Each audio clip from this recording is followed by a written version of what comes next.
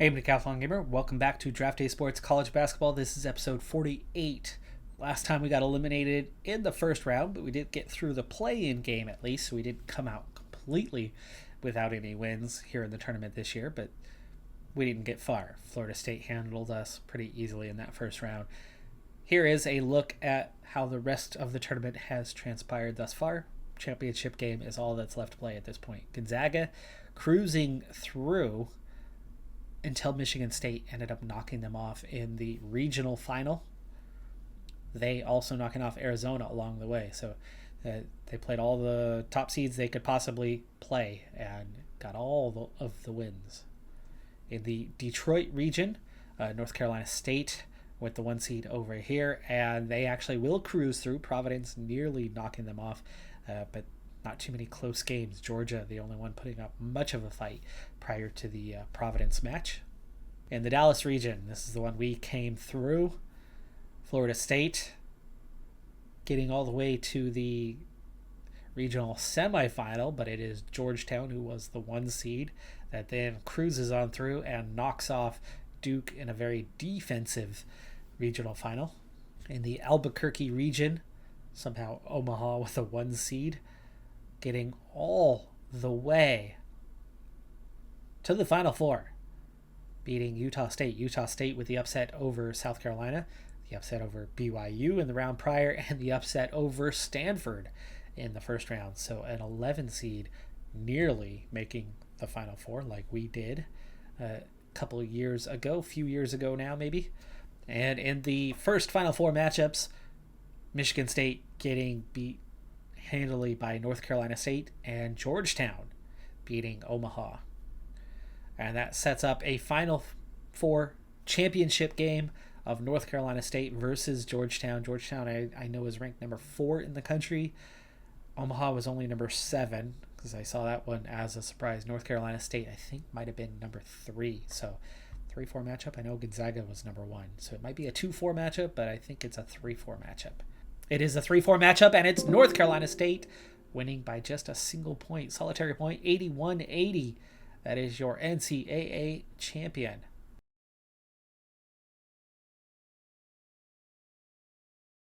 Before we get into the awards, on the recruiting front, you have that little bit of a contact period at the end of the season, and our home visits did not go well. So it looks like we are going to be only getting our 2 players that we need through the transfer portal this season. The Samford guard wins Player of the Year, but Barry Houston gets Defensive Player of the Year, an award we've taken, I think, 4 out of the last 5 years, something like that. But not Freshman of the Year.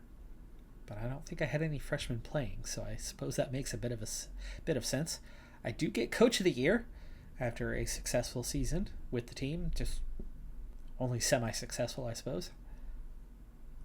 Starting with second team all-conference, none of our players making second team, but do we get at least somebody onto the first team? Houston. Just Houston. Barry Houston makes first team all-conference after winning Defensive Player of the Year. 14.5 points per game for him. Definitely the numbers necessary to qualify for first team all-conference. And a shock. So we went from warm to just before the contact period hot, but we were still only 7th on the list for Albert Evans. And then we had that bad visit and it dropped to cool. He wasn't even on the top 10 list. He ended up signing a letter of intent. My guess, nobody else offered. Now, Albert Evans was just outside of the top 200 in the rankings. Just before that final period, he did fall in the rankings quite a bit to 400. Nowhere near as good. He went from a 3-star to a 2-star in that last scouting period, and primarily around defense not being a strong suit for him. So I don't think Evans is ever going to be a starter for us, but he can definitely provide some depth on the bench. Excellent rebounder and good inside scorer, which inside scoring was a real problem for us. Yeah, rebounds can certainly help, though I don't appreciate a weak defender. But he's not awful. It's not an F. Chance to meet with the board. We had successes, I think, 2 years in a row. I doubt we're going to have our 3rd year in a row, but we did succeed at everything the board wanted this year, and we did continue to get promoted. So maybe Another increase in budget. Request approved. Tiny increase, plus 2,000 from 143K to 145K.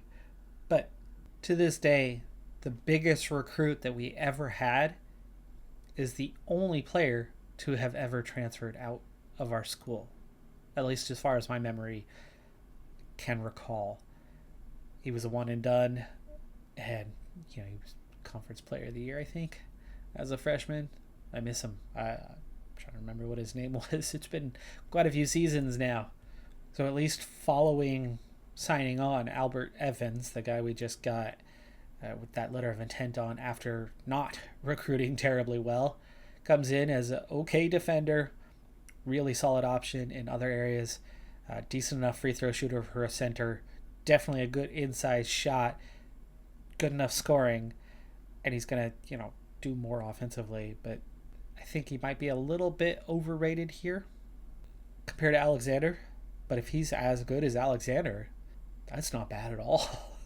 That is not bad at all, especially if he's coming in that way as a true freshman. But of course, our scouting, not good. Our scouting is not good. So, it could be all over the place in what he actually is. But it is quite clear to me with one scholarship left over what we need, and that is a point guard, because we have a walk-on senior and McMillian did okay this season.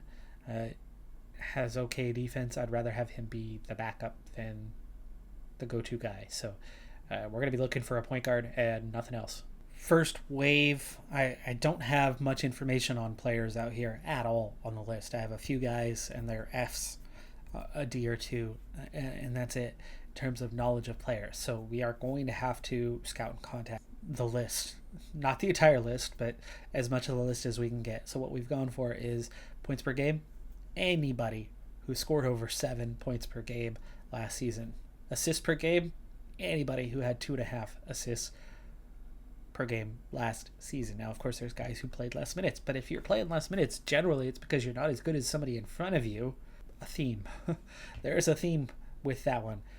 After the first round, I didn't find anybody that really stood out to me, so I'm going to continue scouting a lot of players, the ones that were a little bit on the better side, some of the ones that didn't come in good on the scouting report but had good numbers, the best numbers, not the whole group.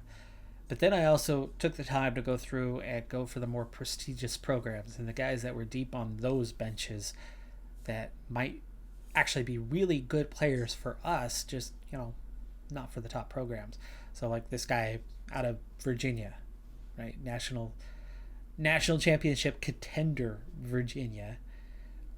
And he didn't get very many minutes. He's only getting 4 a game, but maybe for us, he's looking at BYU and Cincinnati. Maybe he is good enough for us. So we'll see what happens. Still no offers going out.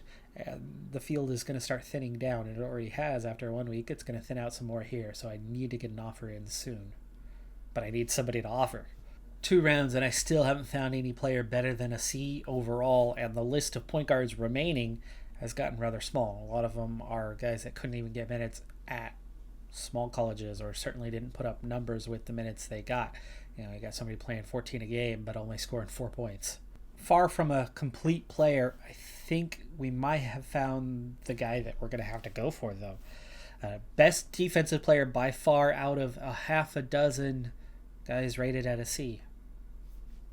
I still, 2 rounds of scouting, I can't find any player better than a C overall, meaning they're not going to be substantial upgrades for us in any way, shape, or form. But C. Brooks, 3-star current, 4-star potential as far as we see him, junior walk-on, so he'd give us a couple years.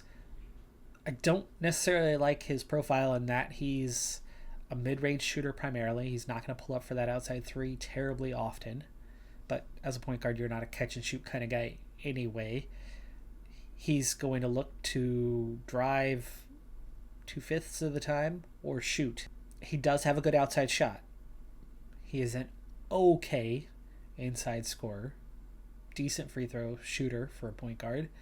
Good ball handler for our level. 63, we don't see 60 plus very often for a ball handler. Passing could be a lot better than it is, though. Scoring is a 23. I mean, that's fairly standard stuff. None of his attributes are awful. And he is by far the best defender, 50. He's relatively disciplined. He's not going to commit a ton of fouls. And he's going to play good D.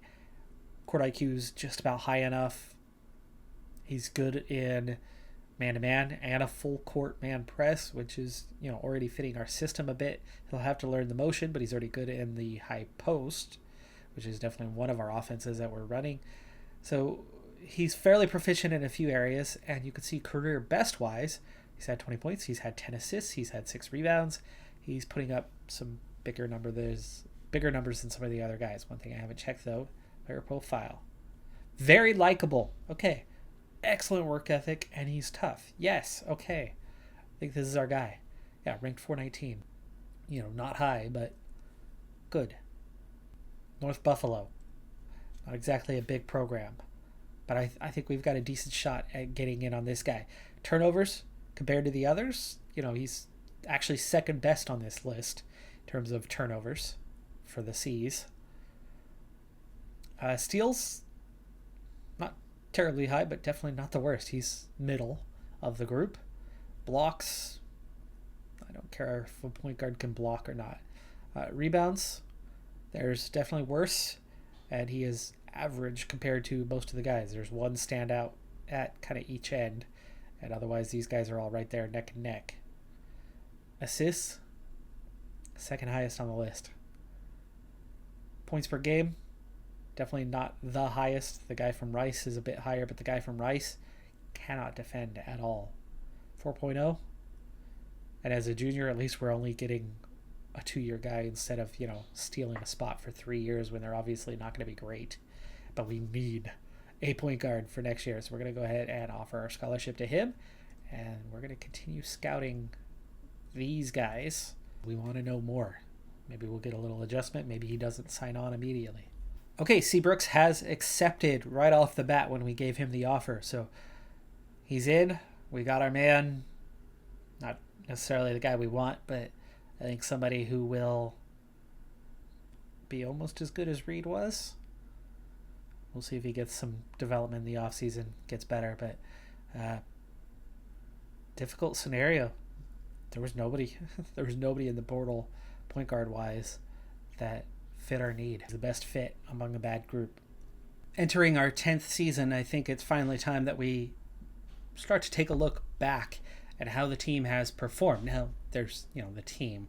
But what I'm more interested in this time around is I want to see what some of the player records are.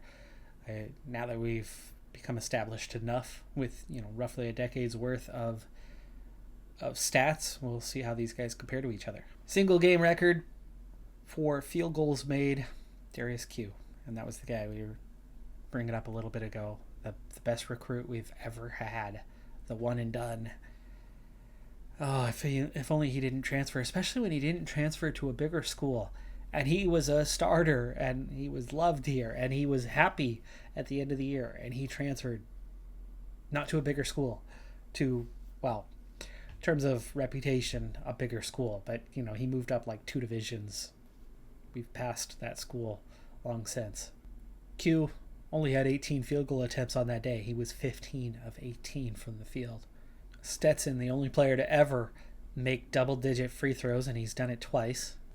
Eric Johnson, our leading three-point man, with 9 and 8. William Love, also at 7, but Johnson, again, making the list. Single game, Rodney Wallace actually had the best field goal percentage of all time, and Ed Hold making that list multiple times. Darius Q, that was that 15 of 18 performance, 6th best performance. Ed Hold, all over the top end of this list, clearly had high field goal percentage. We'll look at those career stats or season stats here eventually. 7 times we've had a 30-point scorer. Darius Q, on that day where he was 15 of 18, scoring 35, is the single game school record. Barry Houston, against Portland, getting 32 last season, was it? Non-conference, it should have been last season that he had that. Eric Johnson reaching 30 3 times. Eric Reed might not have been terribly consistent, but he did have 10 and 9 assists on multiple occasions. Geyer holds the record with 13, though. Rebounds, we've never had more than 14 in one game, and that was Ed Hyde this last season with 13. Surprising for the small forward. That was part of why we recruited him as a transfer portal guy, was that he had really good rebounding, and he has continually provided that really good rebounding for us. Ed Hold all over this list, though. That's his department. 10 times a player has had 6 steals in a single game.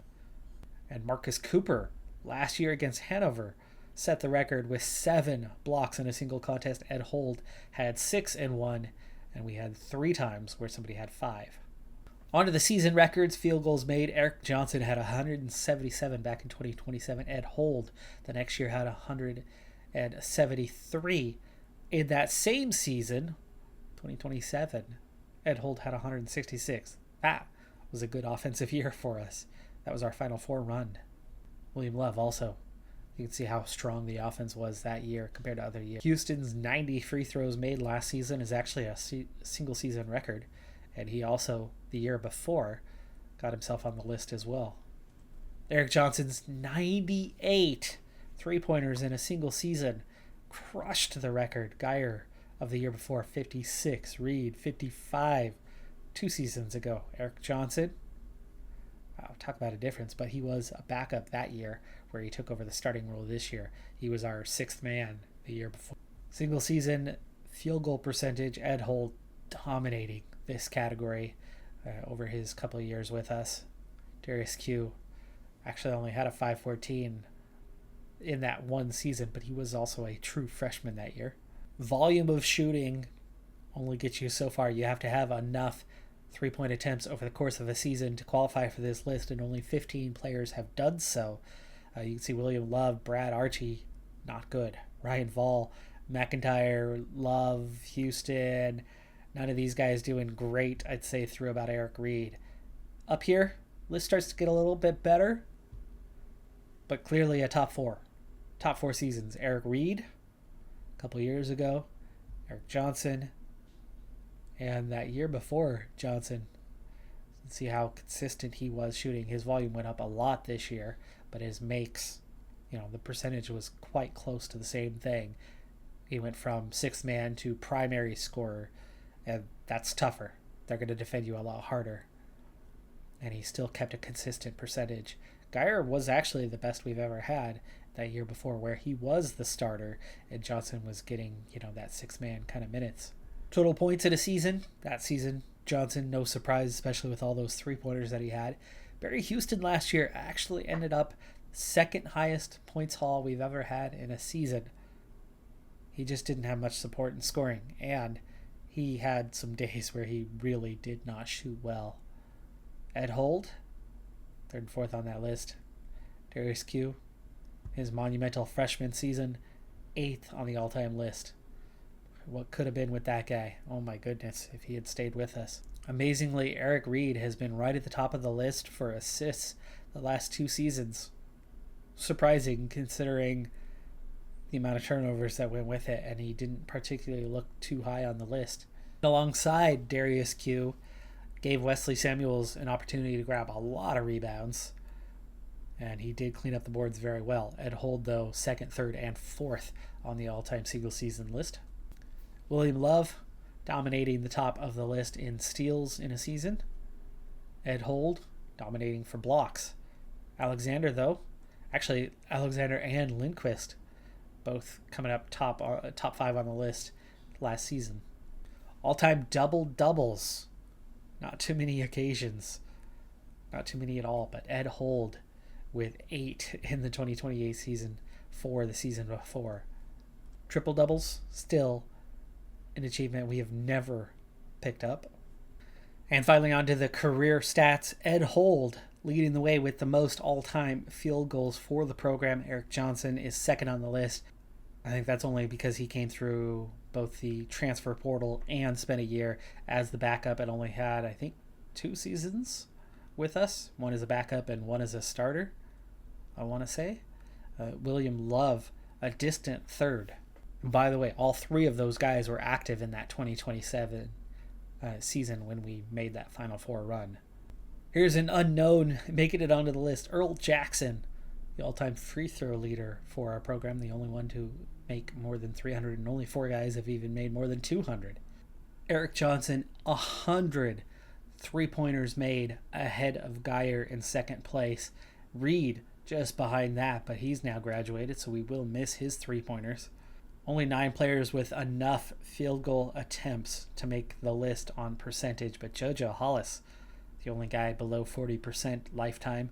Riggs, Love, Geyer, and Houston, probably McIntyre as well. Not great. Johnson, good shooter, especially when you consider so many of those are 3-point attempts.